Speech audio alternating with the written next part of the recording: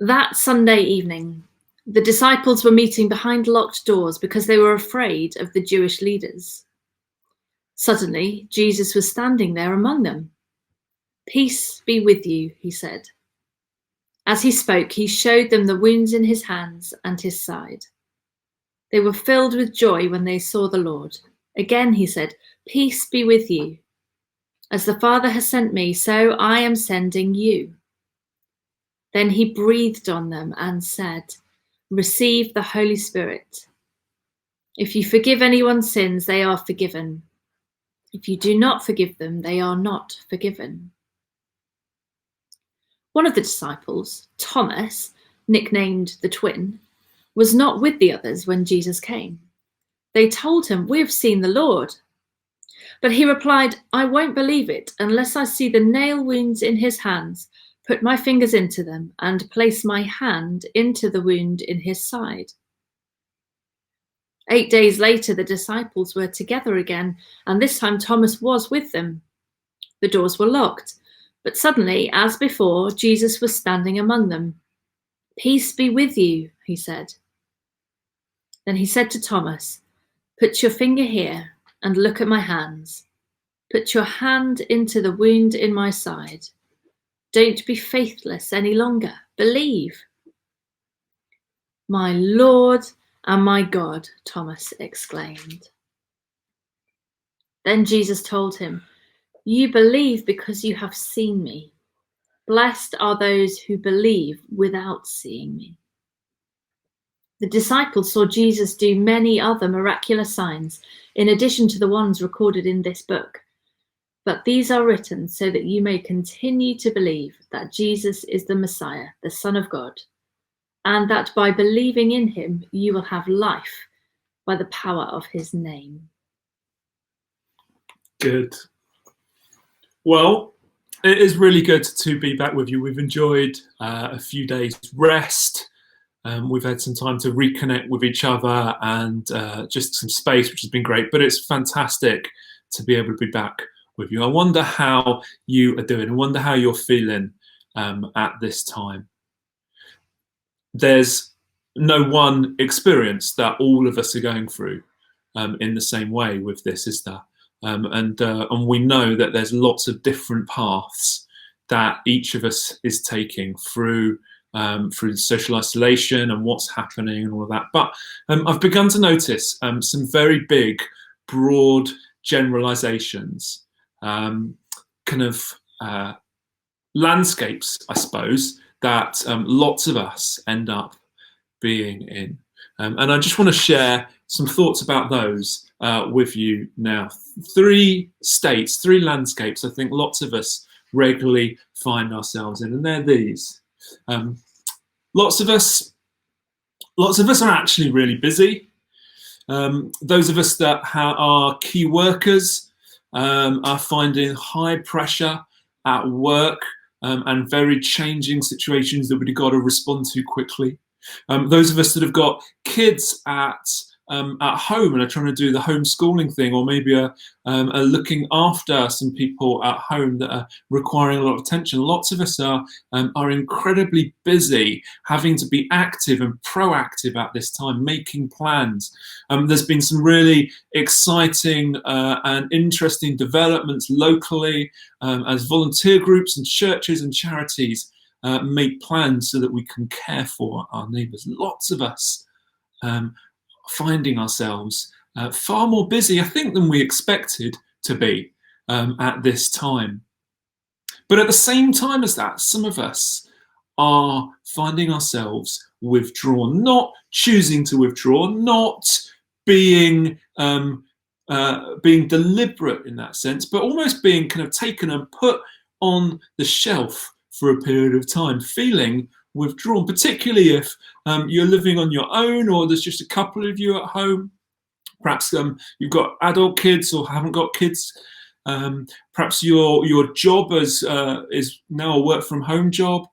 And lots of us are experiencing periods where it feels like we're just being withdrawn, taken out from the world and put into maybe a bit of a wilderness space, left. And there might be loneliness associated with that. There might be anxiety associated with that. And then lots of us are facing times of grieving and encountering grief. Grief within ourselves as we cope with the fast pace of change, grief within our family, our friends, as people we know are affected by this virus. Grief around us as we look at the brokenness and pain and suffering of the world. Now, these are just big generalizations. They're not an attempt to say these are the only things any of us are feeling, but they're what I've noticed. Lots of us moving between maybe these three things. Times of real busyness and activity and franticness and proactiveness. Times where suddenly and quickly it feels like we're taken out of things and withdrawn.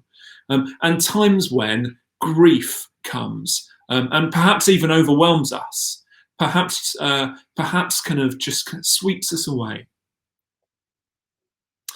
One of the things I think we're going to need to learn to do is be comfortable suddenly finding ourselves in these different landscapes quite quickly, quite surprisingly.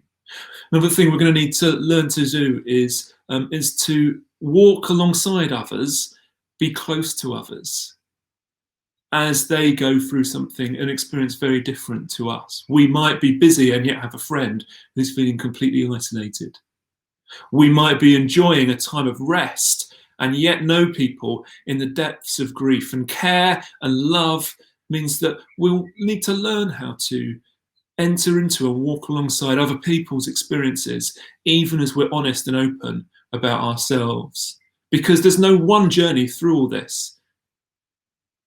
And so I want to think about some of the resources available to us as we walk through this with each other.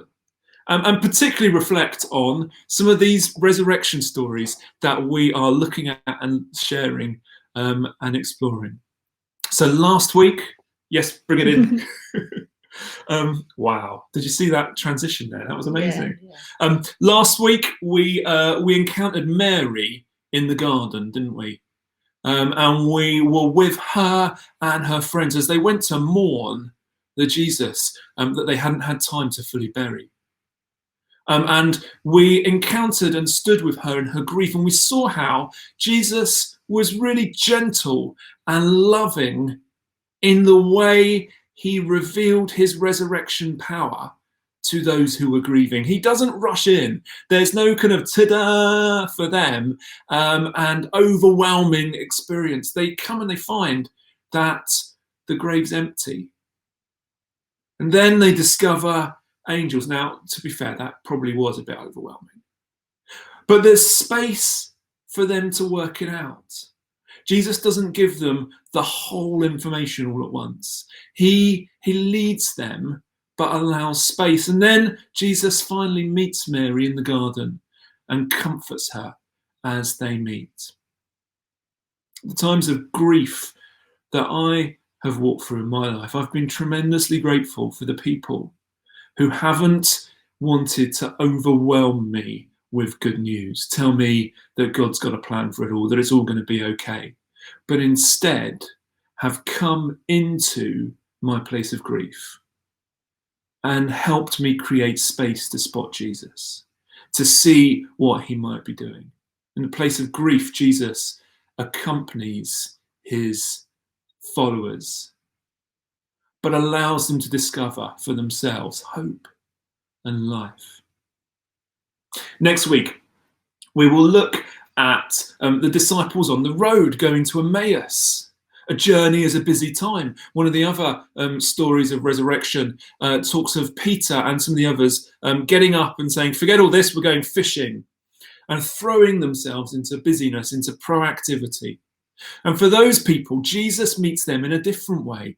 He comes and he walks alongside, or he cooks breakfast for them. He's very present, he's very physical, he's quite blunt. Actually, on the road and at the beach, there's some quite serious, blunt conversations.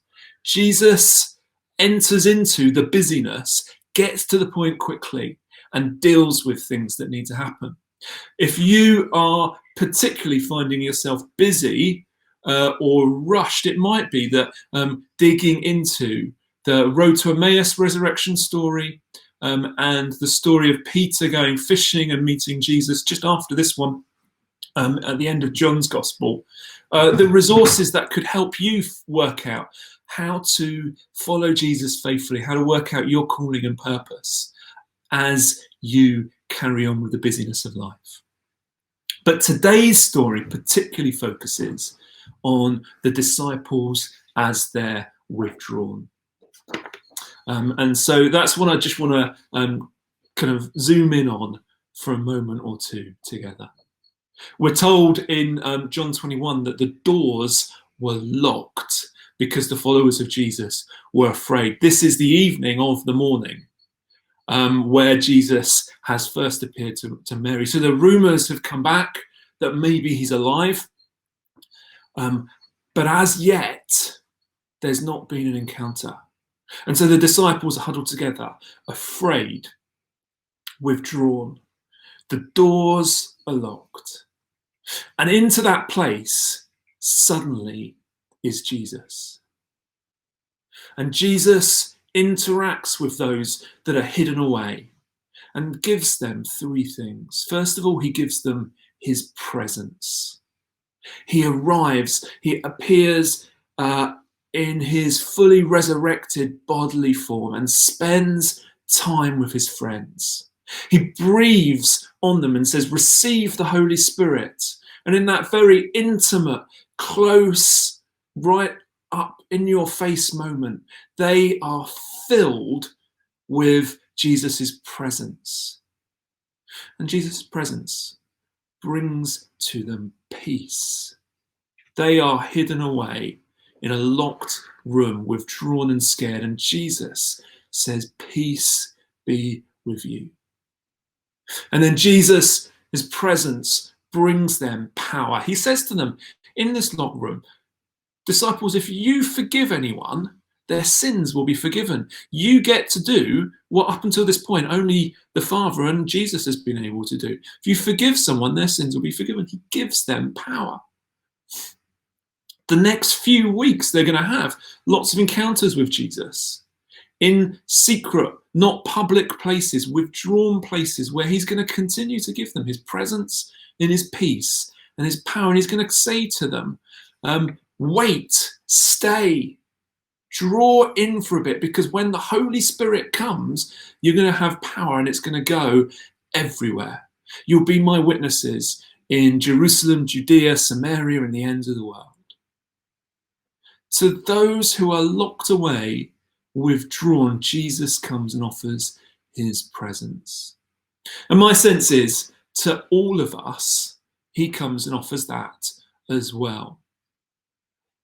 Some of us may not be living the whole of our lives in that withdrawn, isolated solitude place. Some of us might be moving in and out of busyness, be suddenly surprised by grief or other things, but we will be experiencing moments of solitude, of desert type experience, of withdrawal over these next few weeks. It will affect all of us. And those places are like locked rooms that have within them opportunities for us to meet Jesus in a new and powerful way, encounter his presence, discover in our hearts his peace, and receive his power, that we might be empowered to share that love and be witnesses to the ends of the earth. One of the things I noticed in Spring Harvest was a number of speakers talking about how just maybe God might be wanting to bring renewal, to bring life, to bring something new and fresh to the world out of this. Just maybe God may be about to use this for good. Now, there's no guarantees with those kind of things. And it's easy for people to miss out. I want to encourage us not to miss out. I want to encourage us that if we use the space of withdrawal in our lives, if we use the moments of solitude in our lives to pursue Jesus's presence, we will encounter personal renewal and a greater confidence sharing God's love with others. And even if we have missed out, it's not too late. Thomas in this story fascinates me. He's not there. Why? Perhaps he's gone to visit his twin, I don't know, or off on a bit of business somewhere. Perhaps he's a key worker, I don't know. He's just not there. And it would be easy for him, I think, to start to feel bitter, to back off. Sometimes when I've missed out on experiences of God's presence that others talk about, it makes me grumpy, makes me cross. But what we see in Thomas instead is hunger. Thomas declares out loud, "I won't believe unless I see," and articulates a desire to come close to Jesus. And I love that in him, and Jesus honours that. Jesus gives Thomas this really close connection with him, where he's able to actually touch the wounds and experience Jesus's presence up close. It's not too late if you feel like you've missed out. It's not too late if you feel like you have to be rushing off while others get to rest and pray. Pursue God's presence. A little later this morning, we're going to show a little video interview that Elaine and I did about how we might pursue God's presence together in prayer. I encourage you to use this time to pray. If you don't yet have a daily rhythm of personal prayer with God, now's the time to get that set. Helen and I use a great little app called Lectio 365. We've put links around on both Kairos family and public page to that. It's a great way of just starting your day in God's presence. If you don't have a habit yet, now's the time to find a way to start the day in God's presence and to continue to connect with him throughout the day. Let's be people who pursue the presence of God in this time, knowing that as we do that, he will bring us his peace and his power to face the situations in front of us. I'm going to play to help us think about that, the poem that we used on Easter Sunday. And encourage you just to listen and take some time to allow God's Holy Spirit to speak to you and draw you into his presence now.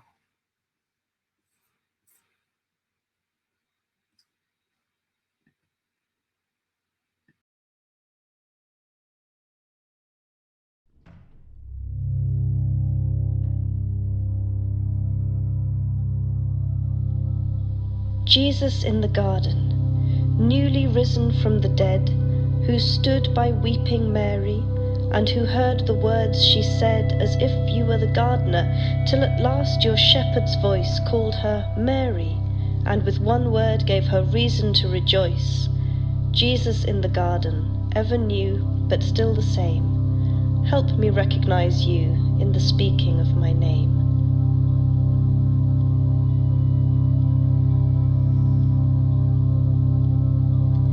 Jesus on the journey, fellow traveller on the road, who met two sad disciples, walking with them as you showed the meaning of the scriptures that predicted you would rise, but only when you blessed the meal could they believe their eyes. Jesus on the journey, meet me where my hopes have fled, help me recognize you in the breaking of the bread.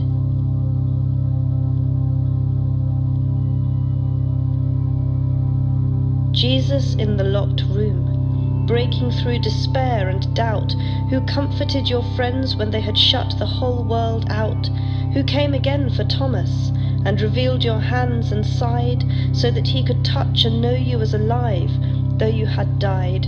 Jesus in the locked room, breaking through our self-built bars, help me recognize you in the touching of your scars.